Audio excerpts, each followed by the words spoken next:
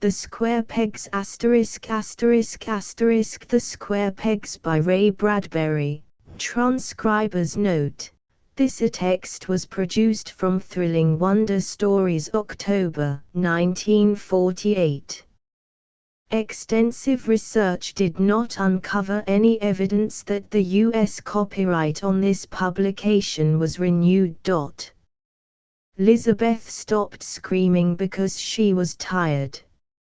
Also, there was this room to consider. There was a vast vibration, like being plunged about in the loud interior of a bell. The room was filled with sighs and murmurs of travel. She was in a rocket. Suddenly she recalled the explosion, the plummeting, the moon riding by in cool space, the earth gone. Lizabeth turned to a round window deep and blue as a mountain well. It was filled to its brim with evil swift life, movement, vast space monsters lurking with fiery arms, hurrying to some unscheduled destruction. A meteor school flashed by, blinking insane codes. She put her hand out after them. Then she heard the voices. Sighing, whispering voices.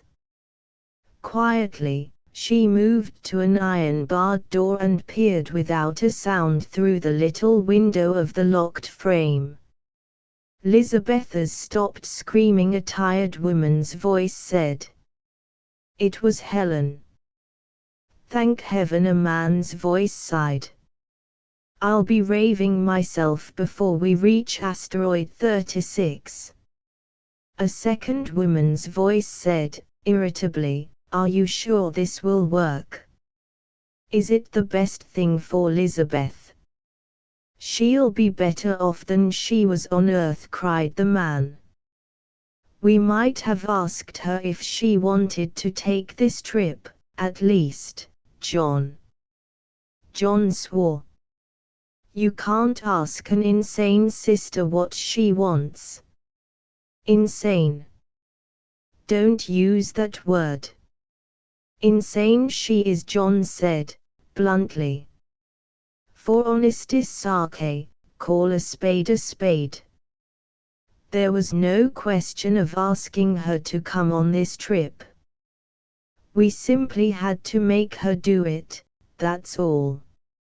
Listening to them talk, Lizabeth's white fingers trembled on the caged room wall.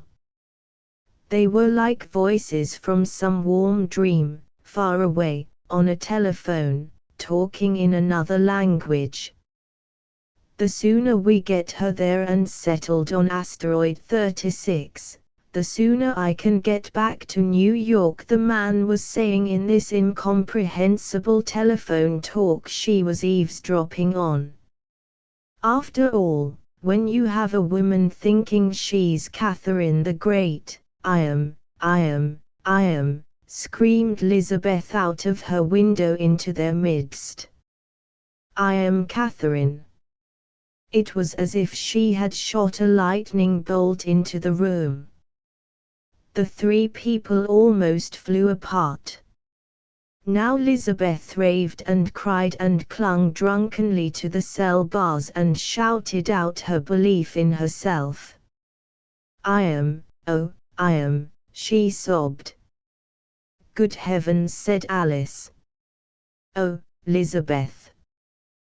The man, with a look of startled concern, came to the window and looked in with the false understanding of a person looking down upon a wounded rabbit. Lizabeth, we're sorry. We understand. You are Catherine, Lizabeth. Then call me Catherine, screamed the wild thing in the room. Of course, Catherine, insisted the man, swiftly.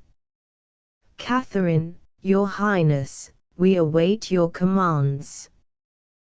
This only made the pale thing writhing against the door the wilder.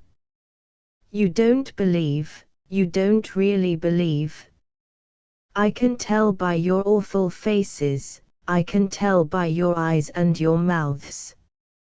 Oh, you don't really believe? I want to kill you. She blazed her hatred out at them, so the man fell away from the door. You're lying, and I know it's a lie. But I am Catherine, and you'll never in all your years understand. No, said the man, turning. He went and sat down and put his hands to his face. I guess we don't understand. Good grief, said Alice. Lizabeth slipped to the red velvet floor and lay there, sobbing away her great unhappiness. The room moved on in space. The voices outside the room murmured and argued and talked on and on through the next half hour. They placed a food tray inside her door an hour later. It was a simple tray with simple bowls of cereal and milk and hot buns on it. Lizabeth did not move from where she lay. There was one regal thing in the room, this red velvet on which she sprawled in silent rebellion. She would not eat their nasty food, for it was most probably poisoned. And it did not come in monogrammed dishes with monogrammed napkins on a regally monogrammed tray for Catherine, Empress of all the Russias. Therefore she would not eat. Catherine. Eat your food, Catherine. Lizabeth said nothing. They could go on insisting. She wanted only to die now. Nobody understood. There was an evil plan to oust her from her throne.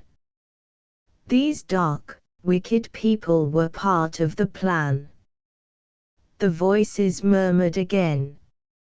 I have important business in New York, too, just as important as yours, Alice, said the man. The amusement park for one. Those rides have to be installed next week, and the gambling equipment I bought in Reno, that has to be shipped east by next Saturday. If I'm not there to do it, who'll attend to the job? Murmur, murmur, dream soft, listen, faraway voices.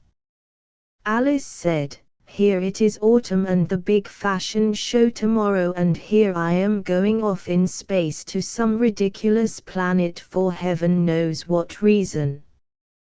I don't see why one of us couldn't have committed her. We're her brother and sisters, that's why the man snapped. Well, now that we're talking about it, I don't understand it all. About Lizabeth and where we're taking her. What is this asteroid 36? A civilization. It's an insane asylum, I thought. Nonsense, it's not. He struck a cigarette into fire, puffing. We discovered, a century ago, that the asteroids were inhabited, inside. They're really a series of small planets, inside of which people breathe and walk around. And they'll cure Lizabeth. No, they won't cure her at all. Then, why are we taking her there? Helen was mixing a drink with a brisk shaking of her hands, the ice rattling in the container. She poured and drank. Why?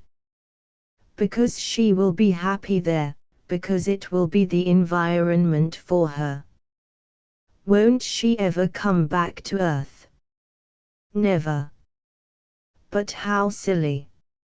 I thought she'd be cured and come home. He crushed out one cigarette, snapped another into light, smoked it hungrily, lines under his eyes, his hands trembling. Don't ask questions. I've got some radioing to do back to New York. He walked across the cabin and fussed with some equipment. There was a buzzing and a bell sound. He shouted, "Hello, New York. Hang it. Get me through to Sam Norman on 8th Avenue, apartment C." He waited. Finally, "Hello, Sam." But that was a slow connection. "Look, Sam, about that equipment." "What equipment?"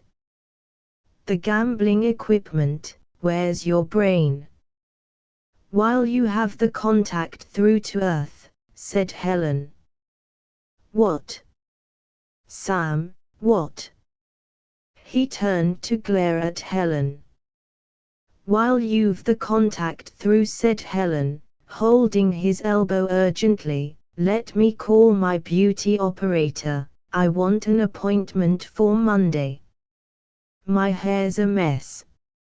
"I'm trying to talk to Sam Norman," John objected.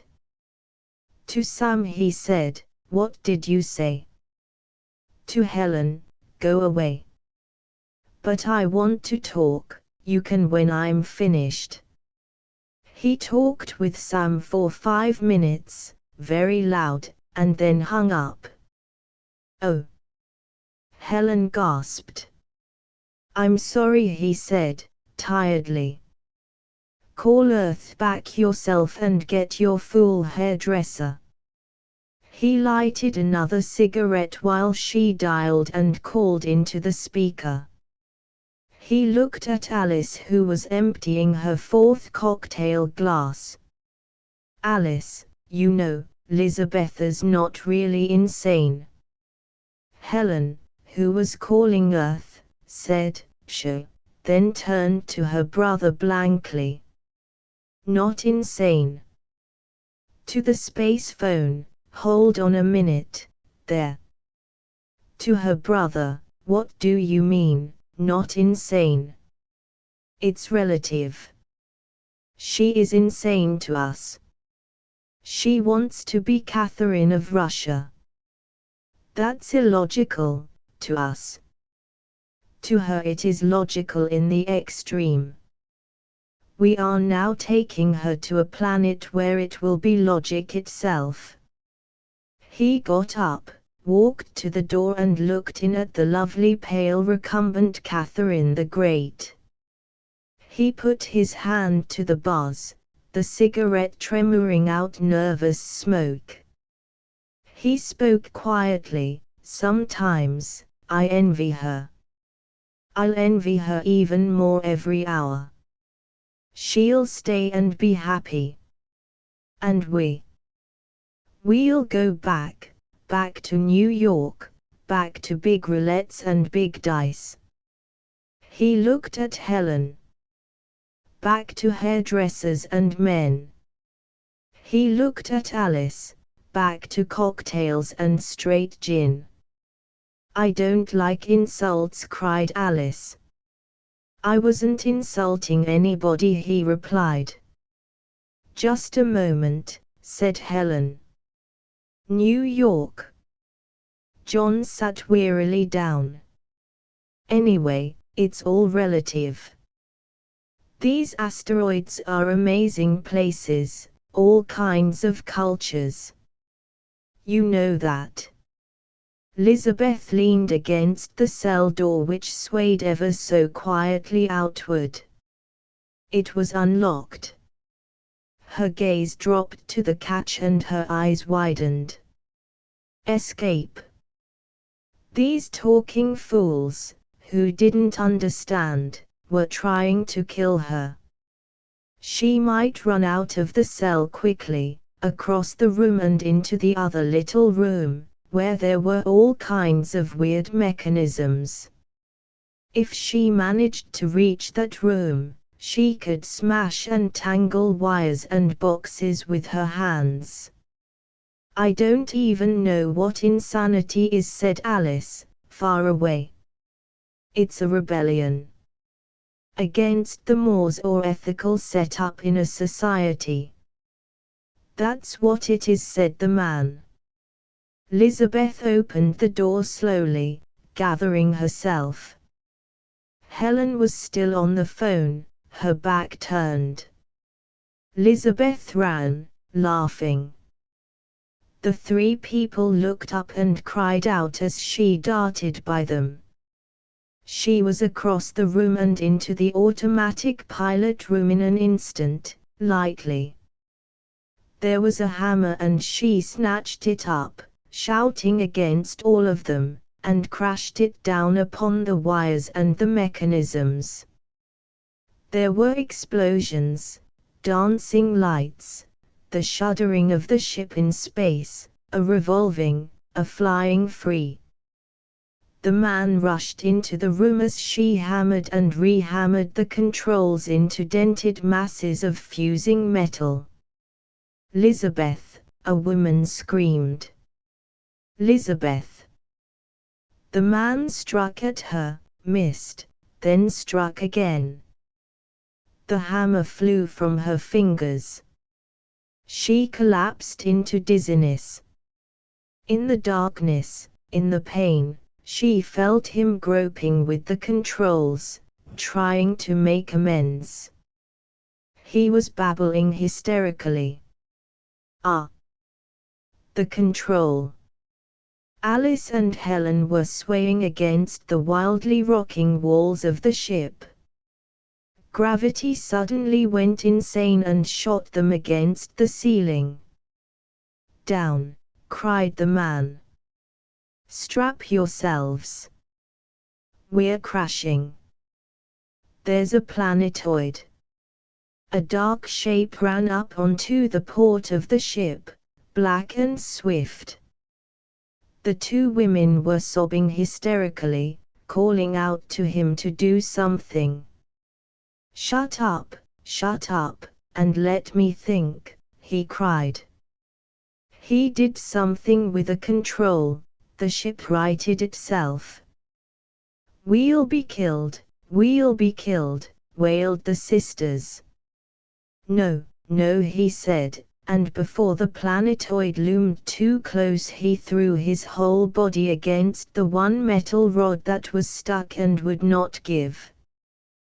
But it gave now, with a shudder of grating metal, as he fell forward. The ship blacked out, something hit, struck, twisted, turning, shook them around. Lizabeth felt herself lifted, whirled, and brought down with stunning force upon the floor. That was all. She remembered no more. A voice was saying, "Where are we, where are we, where?" Dimly, Lizabeth heard the voice. There was a smell of alien atmosphere. Words came in over a muffled phone. Planetoid 101. Planetoid 101. Calling crashed ship Earth 2. Crashed ship Earth 2. Can you give us a bearing on you? We'll try to send a rescue craft along. Hello, Planetoid 101, radio. Lizabeth opened her eyes. John and the two women were huddled about the radio set, working it in the dim light. Through the port she could see the bleak and cold asteroid plain. You'd better try to get up from there, said the radio voice. That's bad territory you're in. What does he mean? Asked Alice, leaning down over the man. This is killing land. Killing. Killers, from Earth. Insane killers. Brought here. Dropped off to spend the rest of their lives, killing. They're happy that way. You're joking. Oh, am I? The radio voice said, we'll run through as soon as possible. Don't go outside, whatever you do. There's an atmosphere, yes, but there's likely to be some of the inmates, too.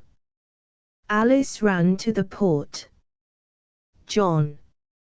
She pointed down. Down there.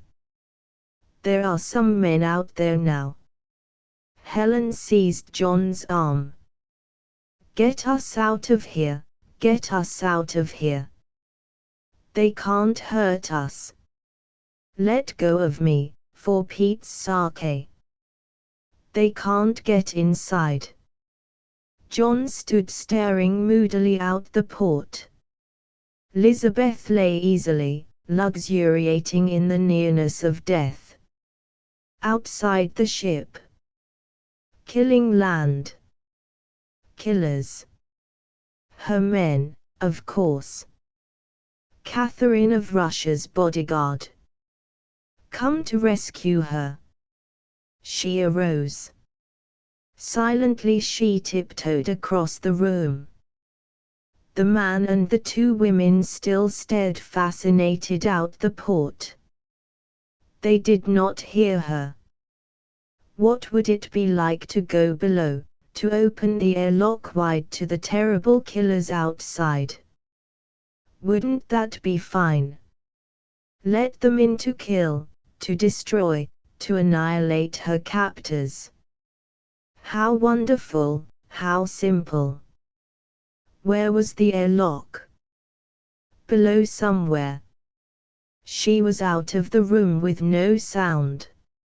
She slipped through the lounge on the soft blue carpeting, came to the spiral ladder and descended it, smiling quietly to herself. She reached the lower deck. The airlock stood shining there. She stabbed her hands at all kinds of red buttons, trying to find the one that yanked the lock open. Above, she heard a frantic, surprised voice, "Where's Elizabeth?"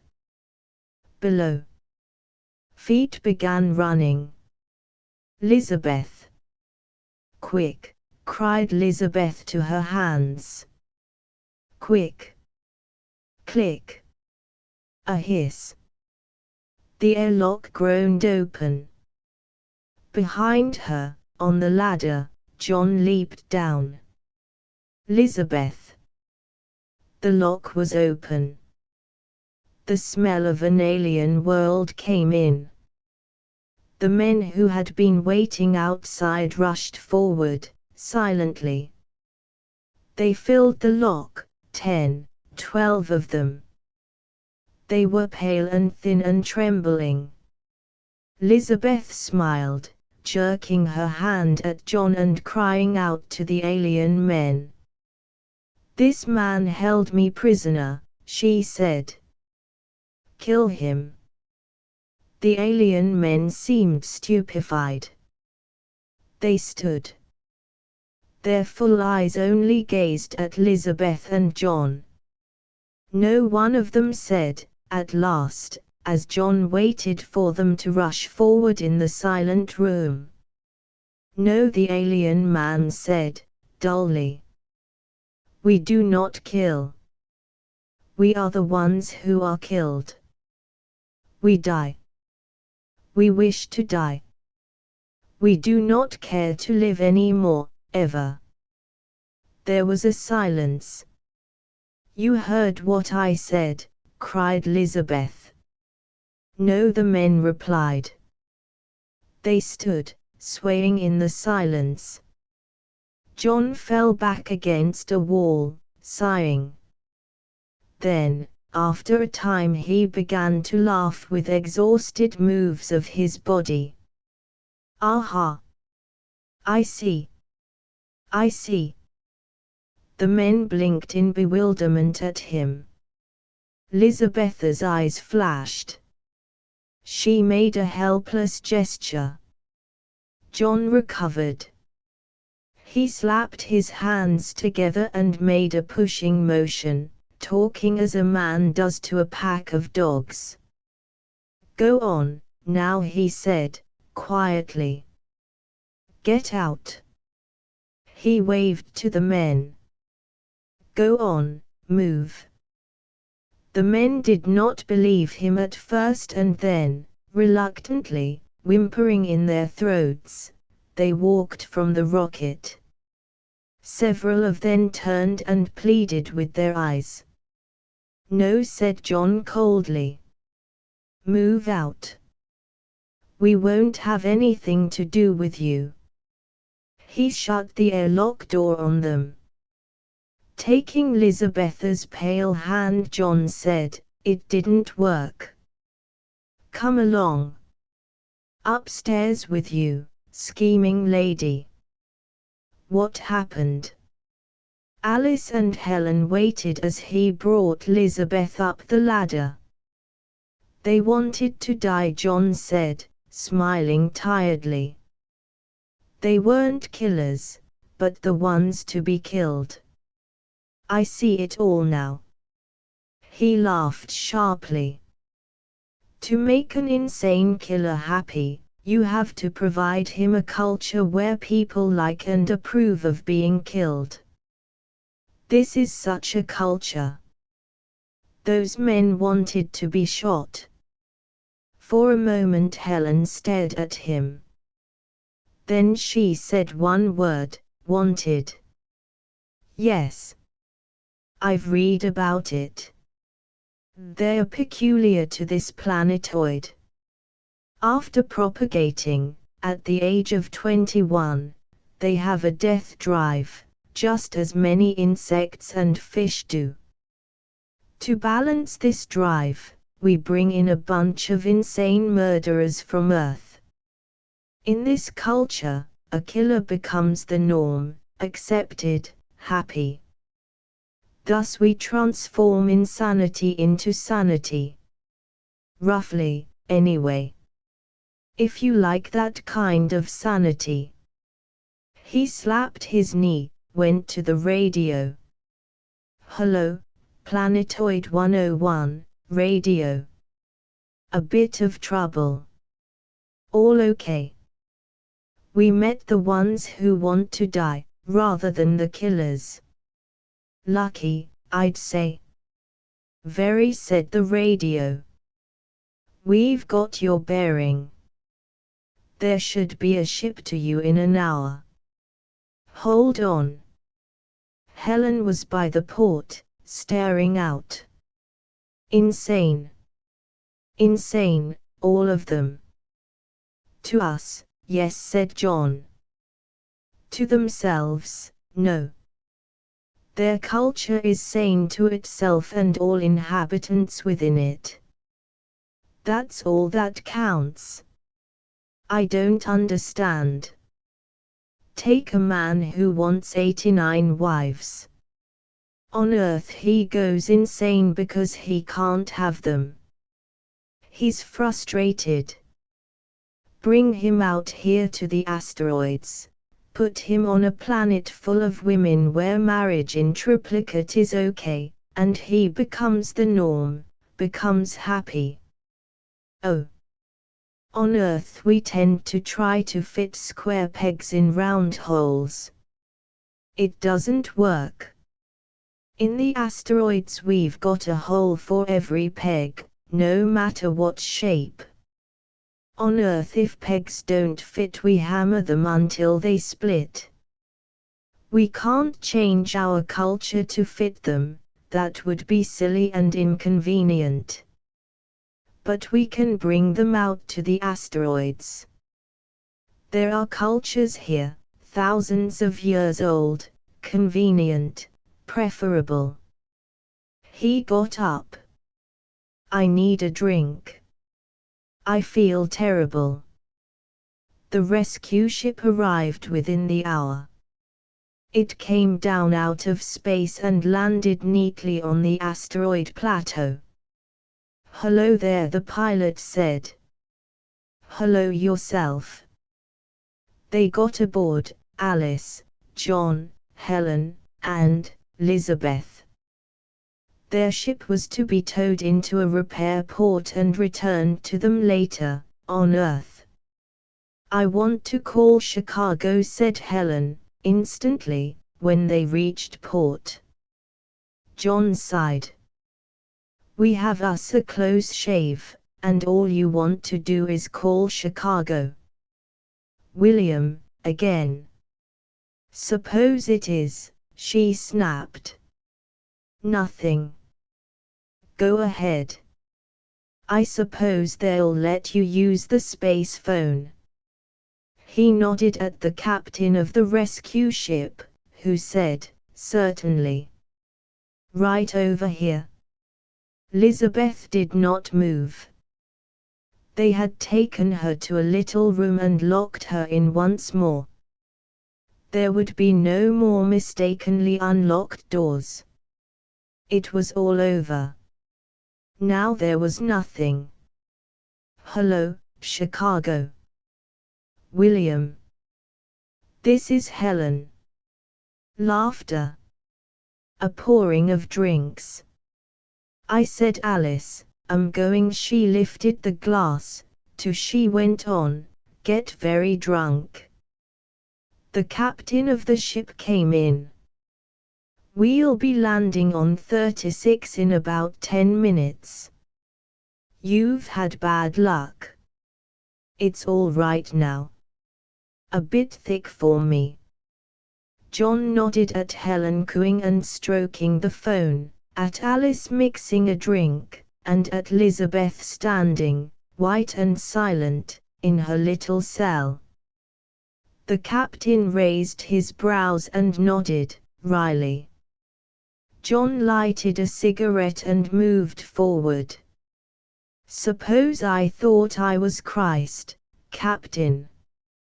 Would you take me to a planetoid where everybody thought they were saviors of the world? Heavens, no. The captain laughed. You'd kill each other off as imposters. No, we'd take you to a culture prepared to accept and take you in as the only world savior. One that would lie to me, say they believed I was a savior. No.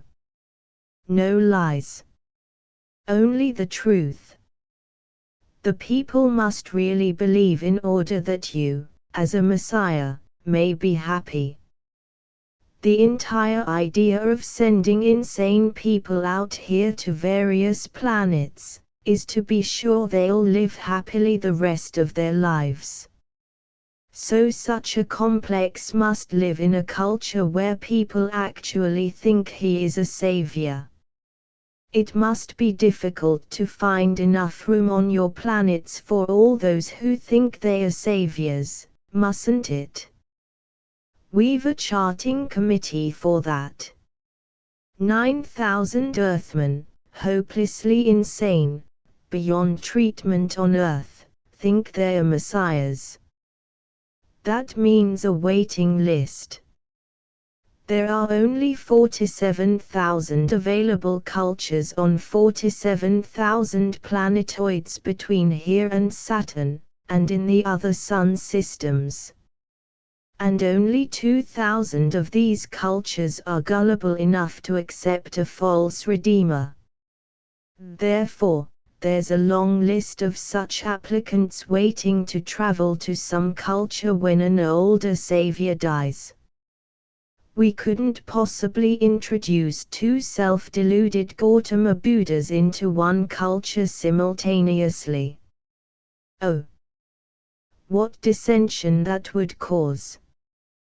But, in event of one John the Baptist, for instance, we could, at the same time, accommodate one Caesar, one Pontius Pilate, one Matthew, one Mark, one Luke, one John, along with him.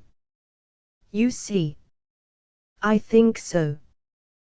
When you put one Mohammed into juxtaposition with one pseudo-contemporary of ancient times, history repeats itself. All the drama of ancient times is being reenacted here on these planetoids. Everybody's happy, insanity is banished, drama lives. Sounds faintly blasphemous. Hardly. They're happy, normal, to themselves. See that planet, there. Somewhere on it is a Joan of Arc listening for angel voices. Over there, see.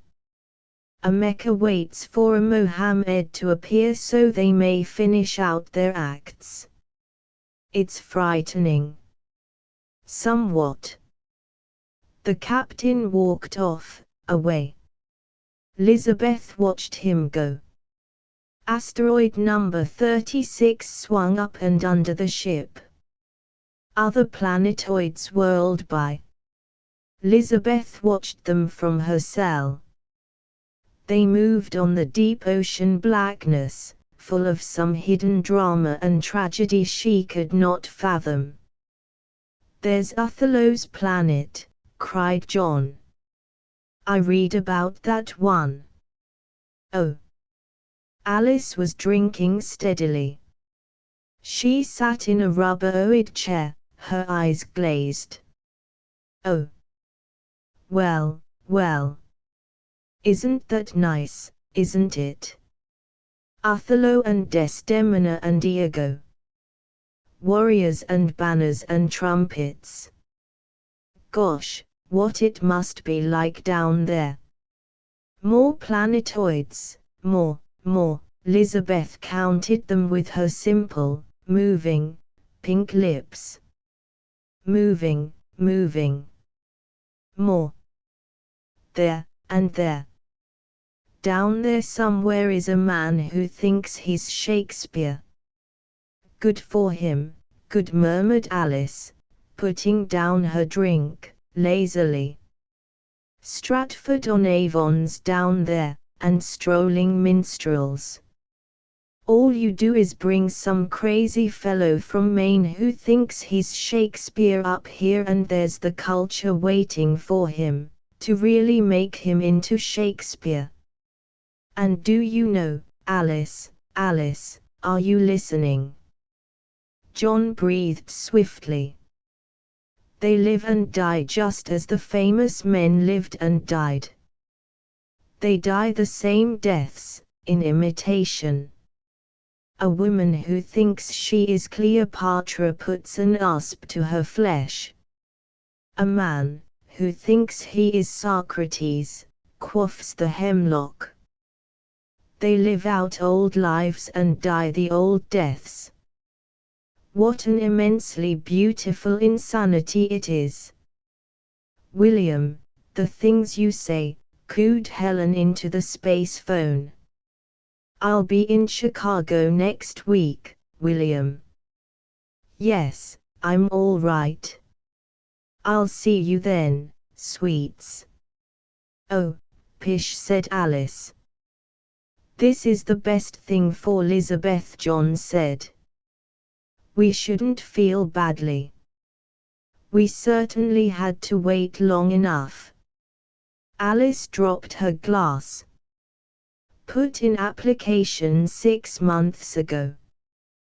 There were 1,000 Catherines of Russia. One died yesterday. Elizabeth will fill her position. She'll rule unwisely and not too well, but happily." Helen kissed her lips in front of the phone, pouting her red moist lips. "You know I do," she said, eyes shut. "Love you, William, love you." She was speaking softly over a few million miles of space. "Time," shouted the audio in the room. "Landing time." John got up and smoked a last cigarette nervously, his face wincing. Catherine of Russia looked out at the three people.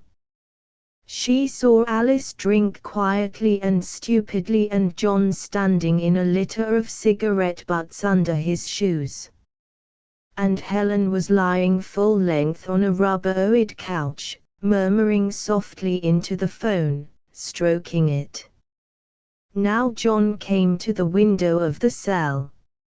She did not answer when he said hello. He did not believe in her.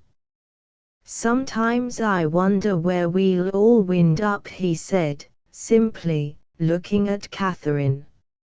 Myself on a planetoid where I can burn gambling machines all day. First chop them with axes, then pour kerosene on them, then burn them. And what about Alice? Will she wind up on a planetoid where oceans of gin and canals of sherry are the rule? And Helen? Will she land on a place full of handsome men, thousands of them? And nobody to reprimand her? A bell rang. Asteroid 36. Landing. Landing. Time, time. John turned and walked to Alice. Stop drinking. He turned to Helen. Get off the phone, we're landing. He took the phone away from her when she would not stop. Catherine of Russia was ready for the welcome that came as she stepped from the ship. Streets were flooded with people, gilt carriages awaited, banners flew, somewhere a band played, cannons exploded into the roaring atmosphere. She began to cry. They believed in her. They were her friends, all of these persons with smiling faces, all of these people in correct, shining costume. The palace awaited at the end of the avenue. Catherine, Catherine. Your Majesty. Welcome home. Oh, Your Majesty. I've been away so long, cried Catherine, holding her hands to her tearful face. She straightened herself. She controlled her voice, finally. Such a long, long time. And now I'm back. It's good, so good to be home. Your Majesty, Your Majesty. They kissed her hand, before conducting her to a carriage. Smiling, laughing, she called for wine. They brought her vast goblets of clear wine. She drank and threw a goblet shattering on the street. And a band played and drums beat and guns thundered. And just as the horses pranced and the French and English ambassadors stepped into the carriage, Catherine turned to give one last silent look at the ship from which she had stepped. For a moment she was quiet, and for this brief time she knew a silence and a restive sadness. In the open port of the ship were 3 people, a man and 2 women, waving at her. They kissed her hand, before conducting her to a carriage. Who are those people, Your Majesty? Asked the Spanish ambassador. I don't know, whispered Catherine. Where are they from? Some strange, faraway place. Do you know them, Your Majesty? Know them? She put her hand out, almost to wave to them, then put her hand down. No, I don't think so. Odd people. Strange people. From some long ago, some horrible land somewhere. Insane, all 3 of them. One works big game machines, another talks strangely over phones, and a third drinks, and drinks, forever. Really, quite insane. Her eyes were dull. Now, her attention sharpened. She cracked her hand down. Give them notice. Your Majesty. An hour's notice to get out of St. Petersburg. Yes, Your Majesty. I won't have strangers here, understand? Yes, Your Majesty. The carriage moved down the street, the horses dancing, the crowd hallooing, the band playing, leaving the silver rocket ship behind. She did not look back again, not even when the man in the silver ship cried, "Goodbye, goodbye," for his voice was drowned when the crowd on all sides rushed warmly in, engulfing her in happiness, shouting, "Catherine, Catherine, mother of all the Russias."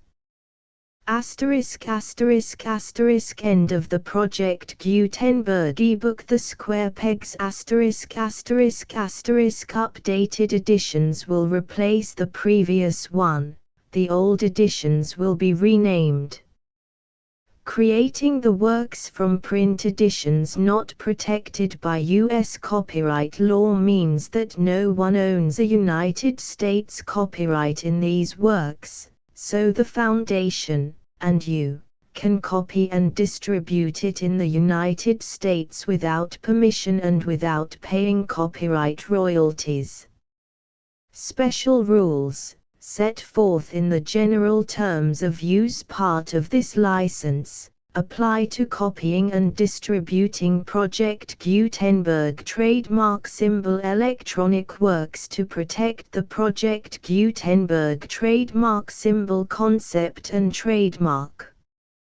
Project Gutenberg is a registered trademark, and may not be used if you charge for an ebook, except by following the terms of the trademark license, including paying royalties for use of the Project Gutenberg trademark. If you do not charge anything for copies of this ebook, complying with the trademark license is very easy. You may use this ebook for nearly any purpose, such as creation of derivative works, reports, performances and research. Project Gutenberg ebooks may be modified and printed and given away. You may do practically anything in the United States with ebooks not protected by U.S. copyright law. Redistribution is subject to the trademark license, especially commercial redistribution. Start. Full license. The full Project Gutenberg license. Please read this before you distribute or use this work to protect the Project Gutenberg trademark symbol mission of promoting the free distribution of electronic works, by using or distributing this work, or any other work associated in any way with the phrase Project Gutenberg. You agree to comply with all the terms of the full Project Gutenberg trademark symbol license available with this file or online at www.gutenberg.org/license. Section 1. General Terms of Use and Redistributing Project Gutenberg Trademark Symbol Electronic Works 1.0. By reading or using any part of this Project Gutenberg trademark symbol electronic work, you indicate that you have read, understand, agree to and accept all the terms of this license and intellectual property, trademark/copyright, agreement. If you do not agree to abide by all the terms of this agreement, you must cease using and return or destroy all copies of Project Gutenberg trademark symbol electronic works in your possession. If you paid a fee for obtaining a copy of or access to a Project Gutenberg trademark symbol electronic work and you do not agree to be bound by the terms of this agreement, you may obtain a refund from the person or entity to whom you paid the fee as set forth in paragraph 1.e.8. 1.b Project Gutenberg is a registered trademark.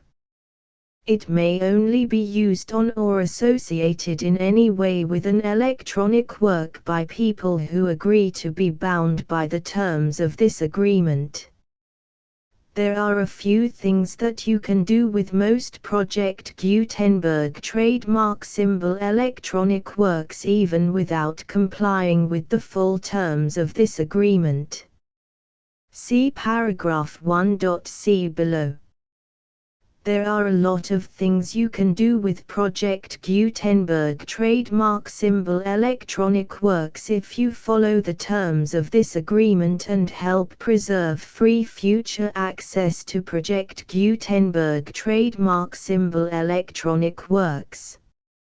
See paragraph 1.e below. 1.c.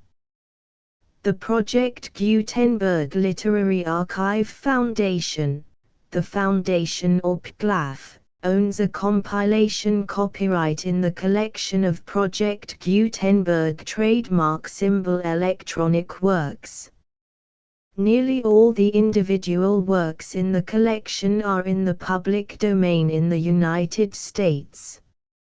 If an individual work is unprotected by copyright law in the United States and you are located in the United States, we do not claim a right to prevent you from copying, distributing, performing, displaying or creating derivative works based on the work as long as all references to Project Gutenberg are removed. Of course, we hope that you will support the Project Gutenberg trademark symbol mission of promoting free access to electronic works by freely sharing Project Gutenberg trademark symbol works in compliance with the terms of this agreement for keeping the Project Gutenberg trademark symbol name associated with the work. You can easily comply with the terms of this agreement by keeping this work in the same format with its attached full Project Gutenberg trademark symbol license when you share it without charge with others. 1.d. The copyright laws of the place where you are located also govern what you can do with this work. Copyright laws in most countries are in a constant state of change. If you are outside the United States, check the laws of your country in addition to the terms of this agreement before downloading, copying, displaying, performing, distributing or creating derivative works based on this work or any other Project Gutenberg trademark symbol work.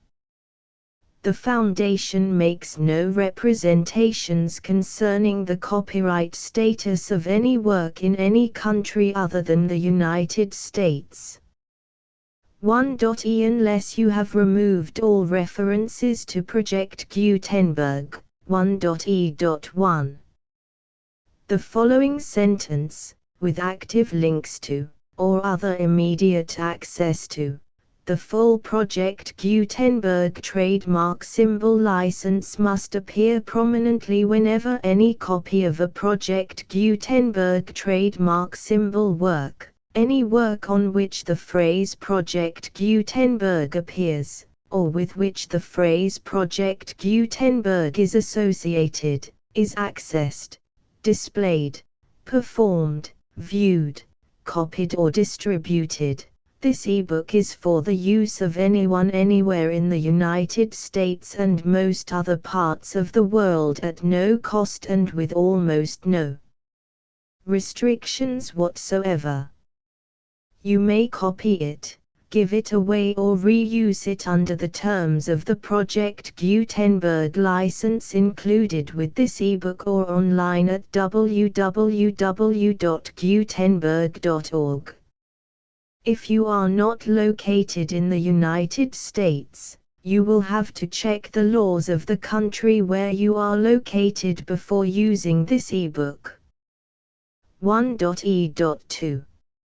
If an individual Project Gutenberg trademark symbol electronic work is derived from texts not protected by U.S. copyright law, does not contain a notice indicating that it is posted with permission of the copyright holder, the work can be copied and distributed to anyone in the United States without paying any fees or charges.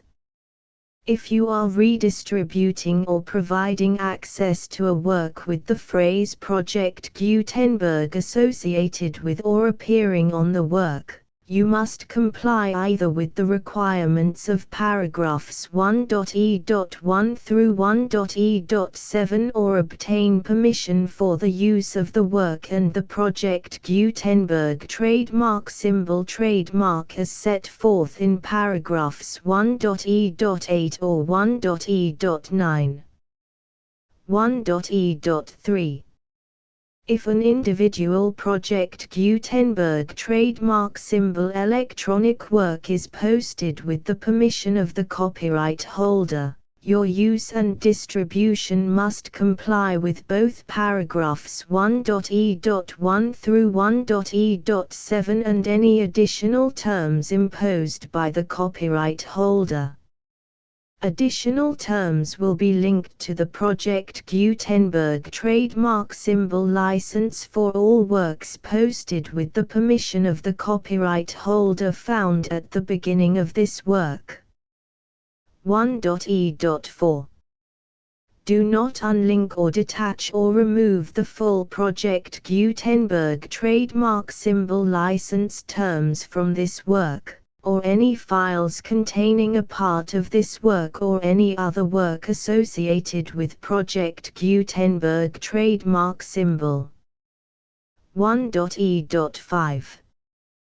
Do not copy, display, perform, distribute or redistribute this electronic work, or any part of this electronic work, without prominently displaying the sentence set forth in paragraph 1.e.1 with active links or immediate access to the full terms of the Project Gutenberg trademark symbol license. 1.e.6.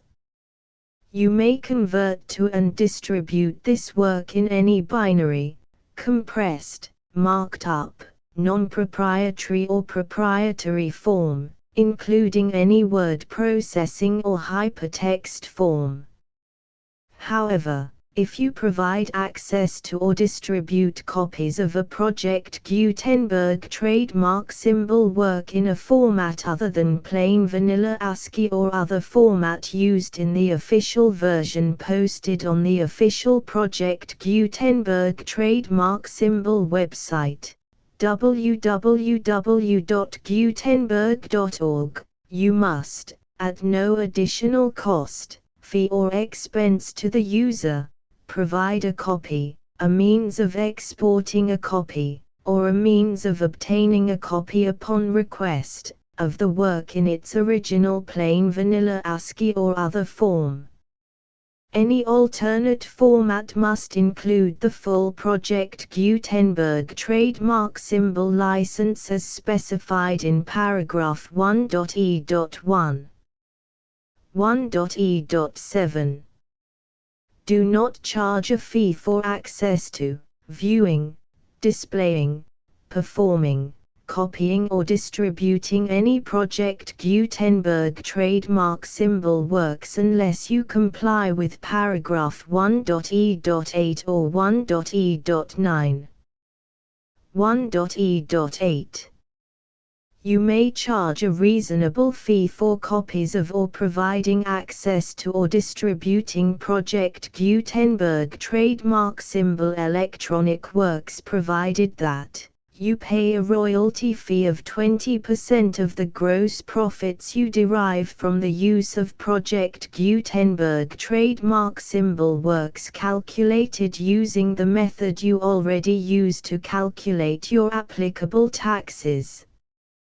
The fee is owed to the owner of the Project Gutenberg trademark symbol trademark, but he has agreed to donate royalties under this paragraph to the Project Gutenberg Literary Archive Foundation.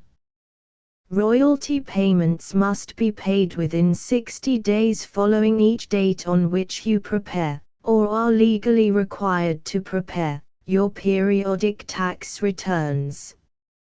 Royalty payments should be clearly marked as such and sent to the Project Gutenberg Literary Archive Foundation at the address specified in Section 4. Information about donations to the Project Gutenberg Literary Archive Foundation.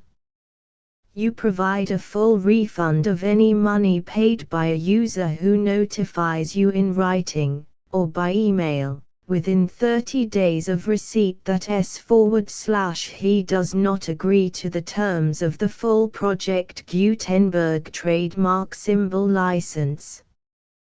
You must require such a user to return or destroy all copies of the works possessed in a physical medium and discontinue all use of and all access to other copies of Project Gutenberg trademark symbol works.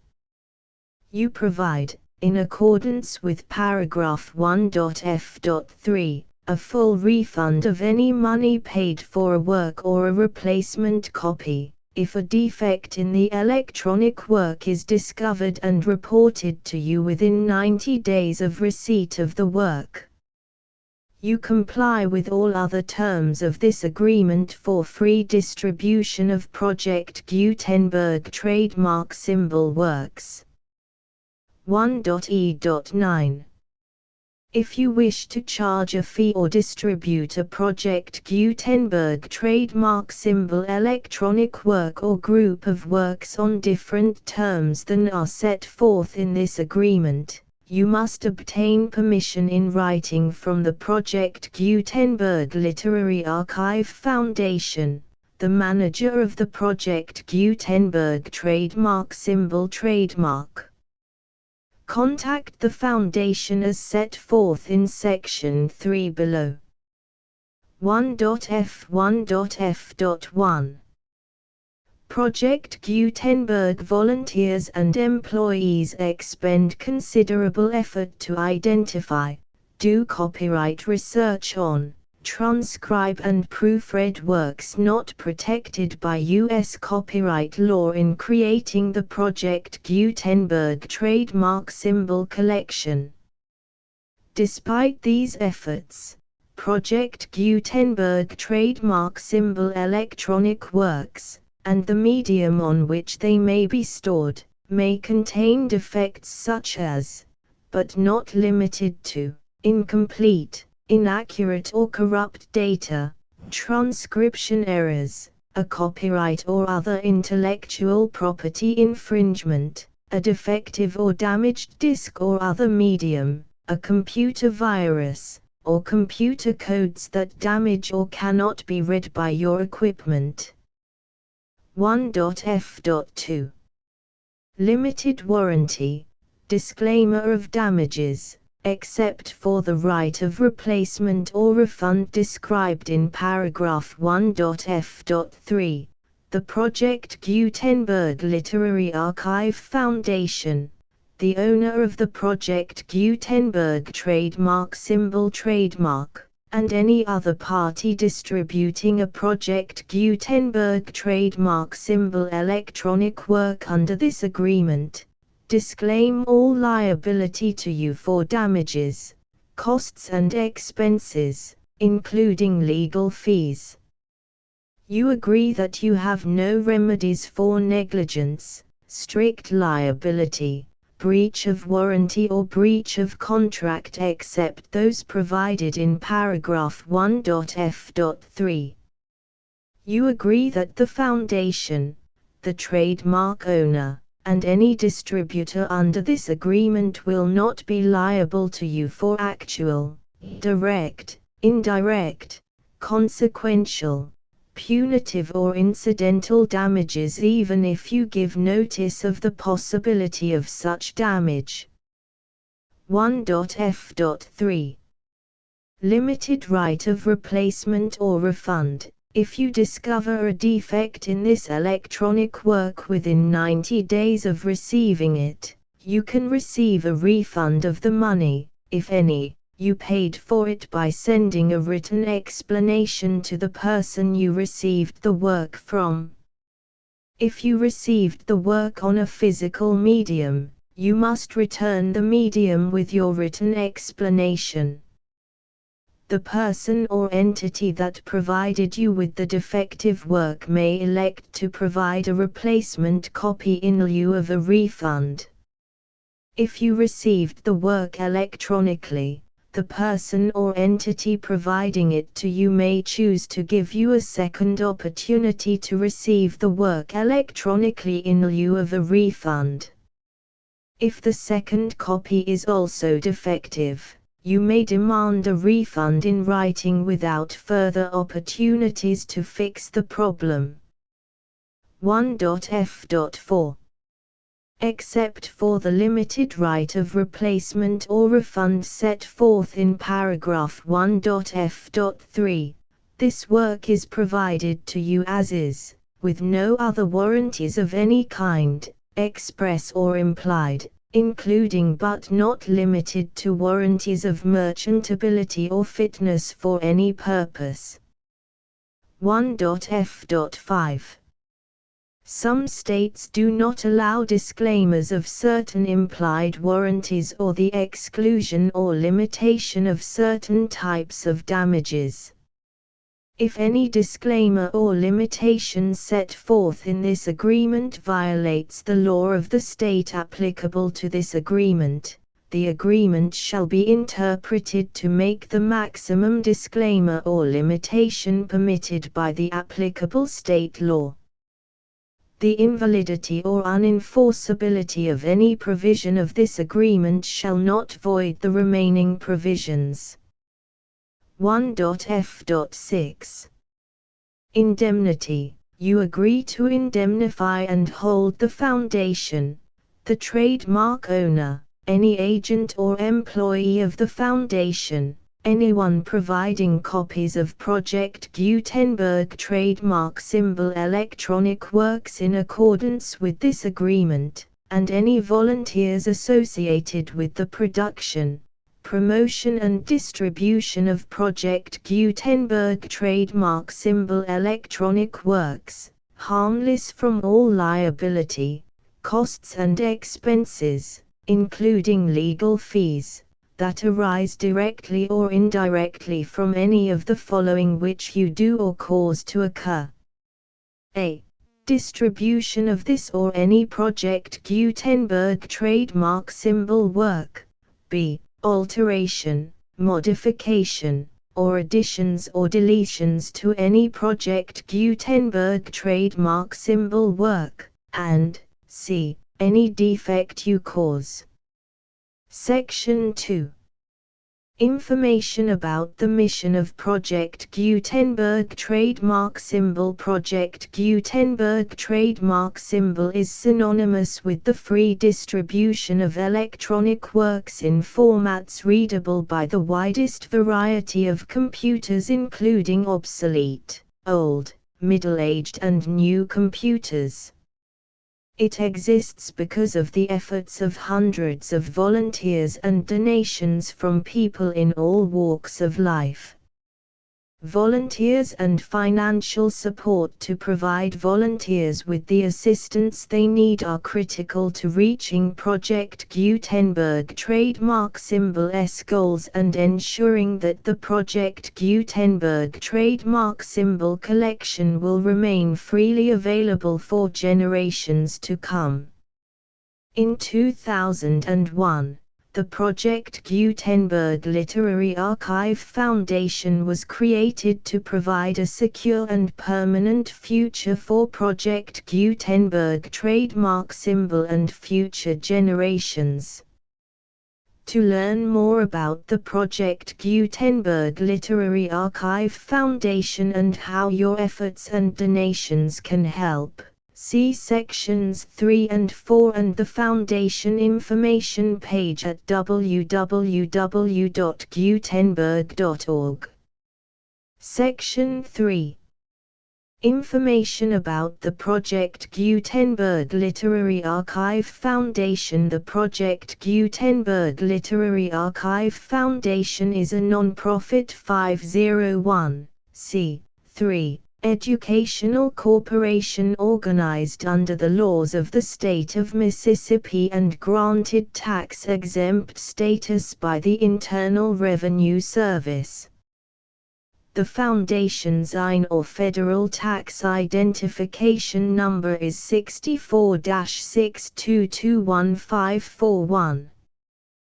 Contributions to the Project Gutenberg Literary Archive Foundation are tax-deductible to the full extent permitted by U.S. federal laws and your state's laws.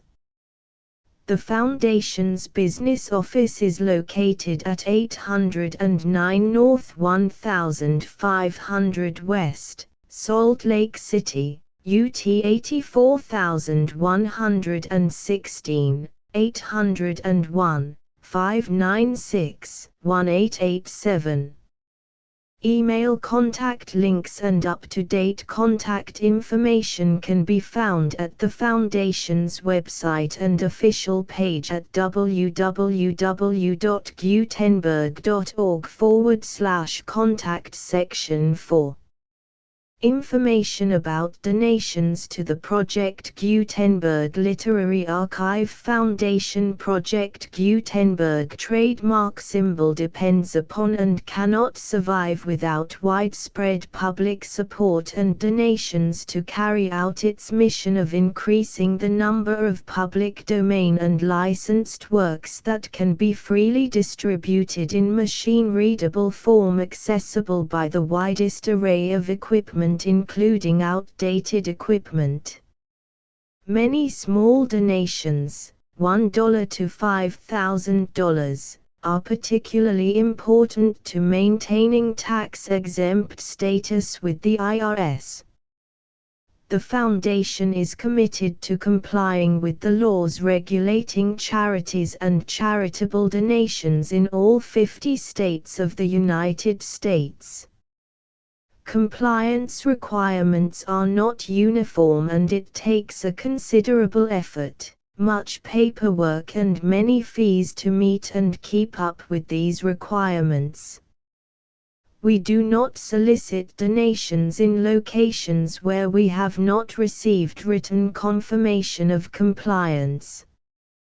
To send donations or determine the status of compliance for any particular state, visit www.gutenberg.org/donate. While we cannot and do not solicit contributions from states where we have not met the solicitation requirements, we know of no prohibition against accepting unsolicited donations from donors in such states who approach us with offers to donate.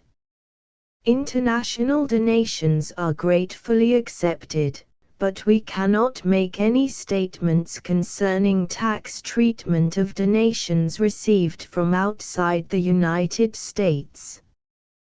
U.S. laws alone swamp our small staff. Please check the Project Gutenberg web pages for current donation methods and addresses.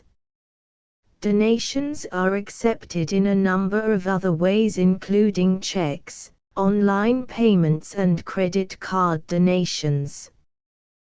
To donate, please visit www.gutenberg.org/donate. Section 5. General information about Project Gutenberg trademark symbol electronic works. Professor Michael S. Hart was the originator of the Project Gutenberg trademark symbol concept of a library of electronic works that could be freely shared with anyone. For 40 years, he produced and distributed Project Gutenberg trademark symbol ebooks with only a loose network of volunteer support.